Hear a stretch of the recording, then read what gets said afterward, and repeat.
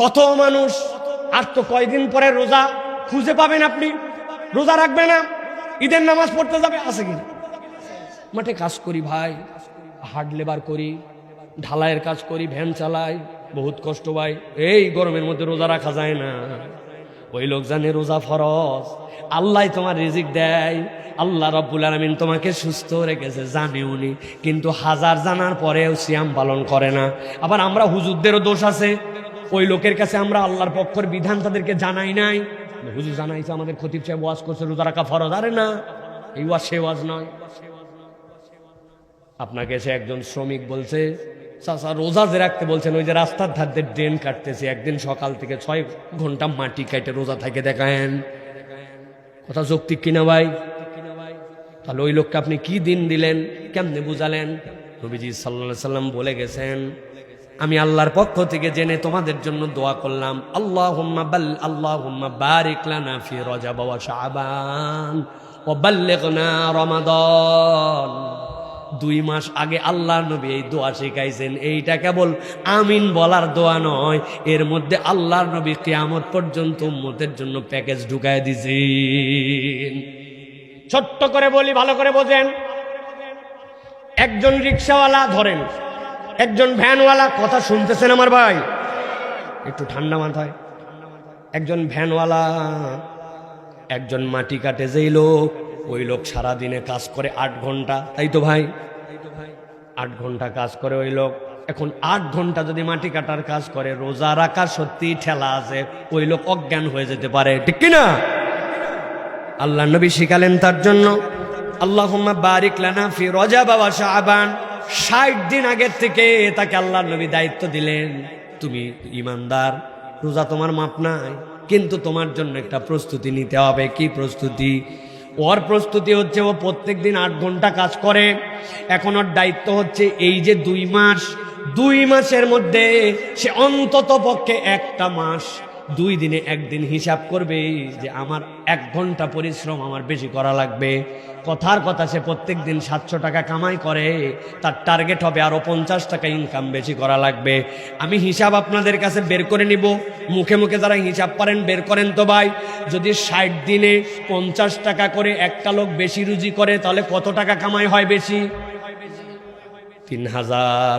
এখন ওই লোক প্রত্যেক দিন 700 টাকা কামাই করে, এবার 3000কে 700 দিয়ে ভাগ দিলে কয় দিনের লেবারের অতিরিক্ত টাকা হয়? কয় দিনের? 4 7 28, 6 দিনের জন্য তার কাজের হয়ে যায়। তাহলে 1 মাস যদি সে 1 ঘন্টা করে বেশি কাজ করে, তাহলে তার জন্য 7 দিনের টাকা বের হয়।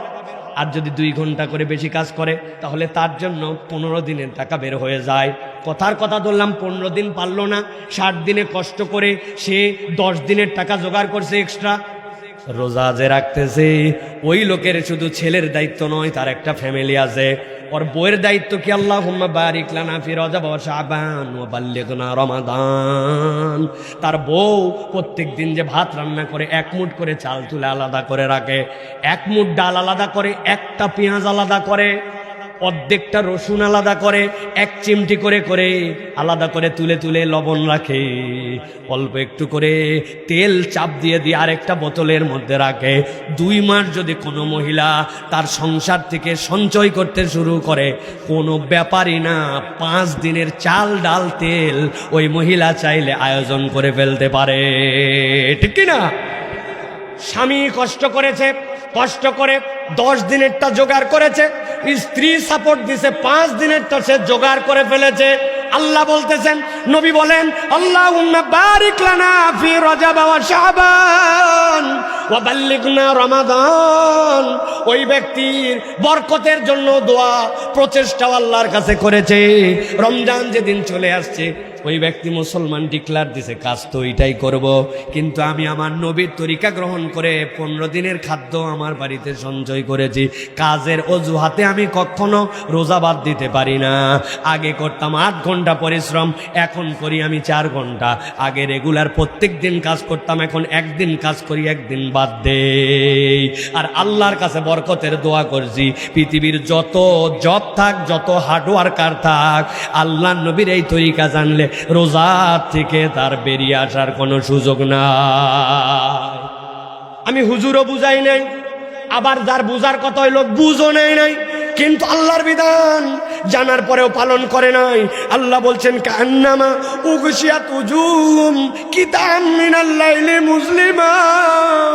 আল্লাহ বলছেন হাসরের দিনে আমি তোকে কালো মুখে উঠাতে চাই না, কিন্তু আল্লাহর বিধানে যেই ব্যক্তি গুরুত্ব দেয় নাই, জানা বুঝার পরেও, জানতো এটা আমার করা লাগবে তারপরেও করে নাই, ওই জীবন যদি পালন করে, আল্লাহ বলতেছেন আল্লাহর কাছে কিন্তু ওই দিন ধরা খেয়ে যাওয়া লাগবে। নিজেদের দিকে তাকায় দেখেন, সপ্তাহ জুম্মার নামাজ পড়লাম, কিন্তু জানি ফরজ 5 ওয়াক্ত নামাজ কার হুকুমে বাদ দিলাম। এই রকম মুসলমান আমাদের আছে। এর একমাত্র কারণ হাসরের দিনের উঠার পরিস্থিতির ব্যাপারে বেখবর, ঠিক না?